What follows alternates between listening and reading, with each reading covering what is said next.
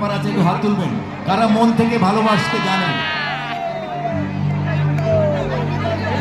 আর কোনো না কোনো সময়, কোনো না কোনো বয়সকালে সবার মনের মধ্যেই একটা করে ছবি সবাই আঁকে, মাথায় মনে, তাই না? স্পেশালি তাদের জন্য।